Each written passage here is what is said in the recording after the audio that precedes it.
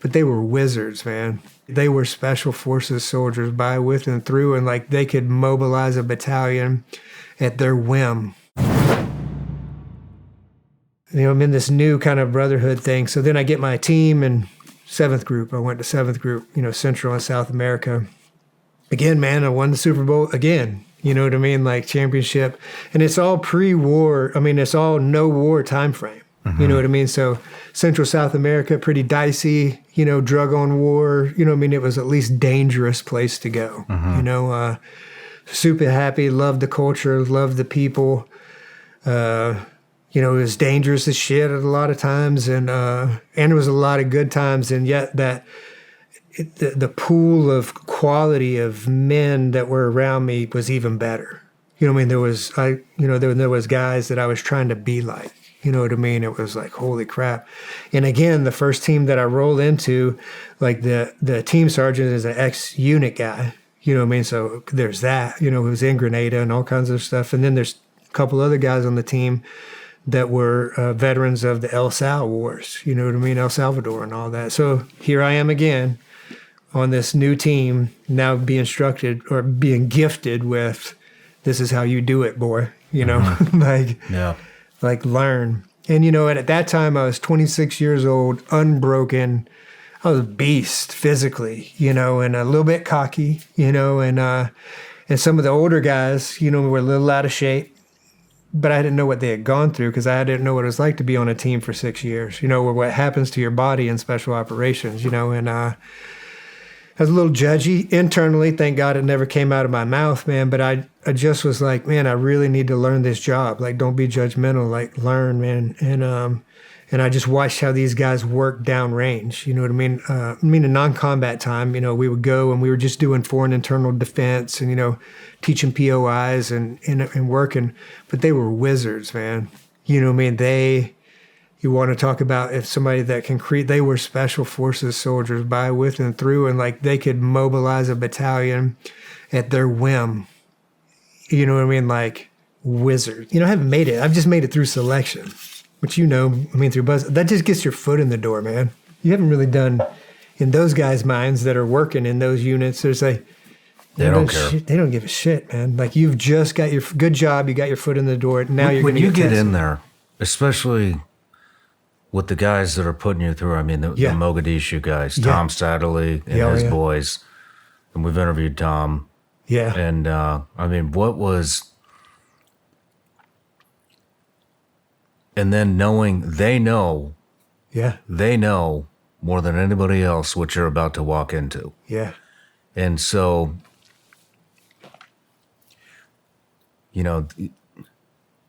I would think that that had to be fucking tough. Yeah, man. Those had to be some hard men to please. And I would imagine that did it seem like they just despise you?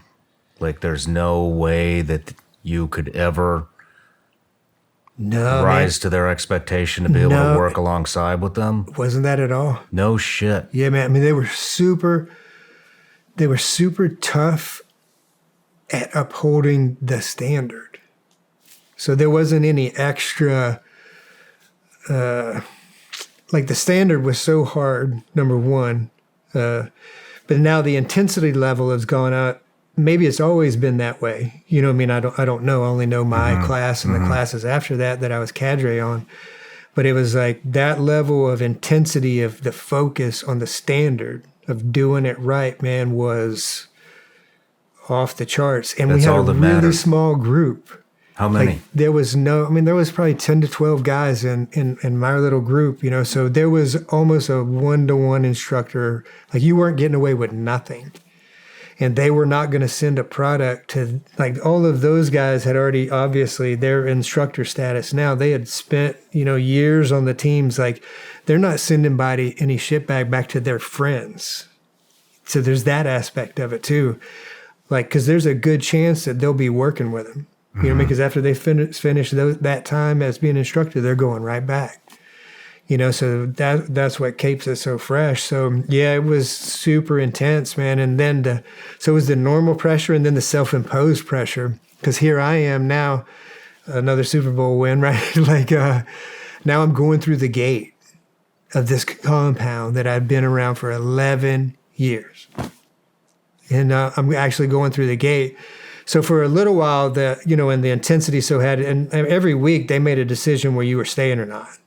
I mean, that was common knowledge. They had a little meeting, and with the instructors, it was whether you were staying or not. And there were guys getting chipped off, you know what I mean? And then, just because you made it through that, so if you had to make it through the last board at the end, you know what I mean? It was intense, but I loved it. You know what I mean? And again, it was during that time. So that was just amazing, right? And so back to month 2, basically of it, January timeframe. My son was born in the middle of January, right? So, and during that time in the training course, it was a lot of basic stuff that they're doing at the time because they're getting the whole group up to speed. Because, they're pulling from guys with all different backgrounds, so they're setting everybody up for success along the way. So there's a lot of stuff marksmanship-wise that I was already good at and a lot of things. So my son was born, and so awesome, you know what I mean? 2-year-old infant, newborn, wife, everything's good.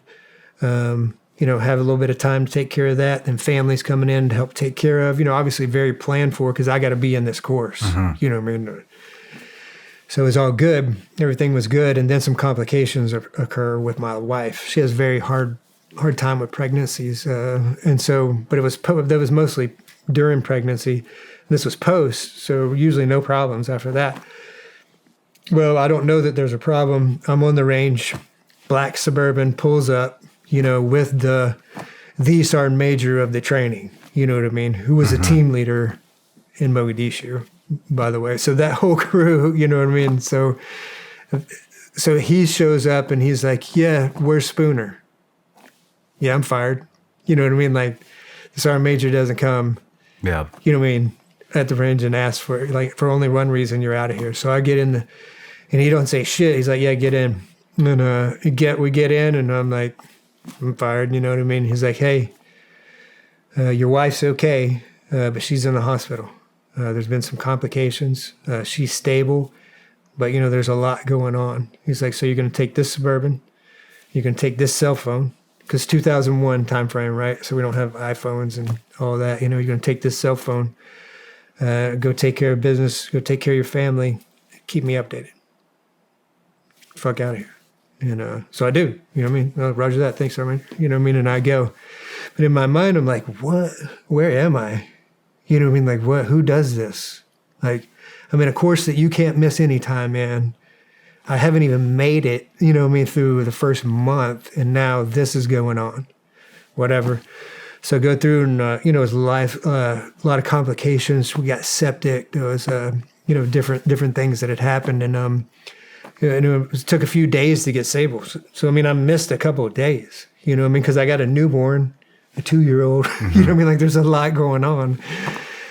And so I was like, hey, whatever. I know my priorities are straight, you know what I mean? The family is first in this scenario, you know what I mean, versus the school. And we were just taking care of it. I'm heading. So we get it all settled in again. And after a couple of days, and I go back to work, I keep Sergeant Major updated. Everything's good. Back to work. And then it was after work this time, she ended up having to go again to the hospital.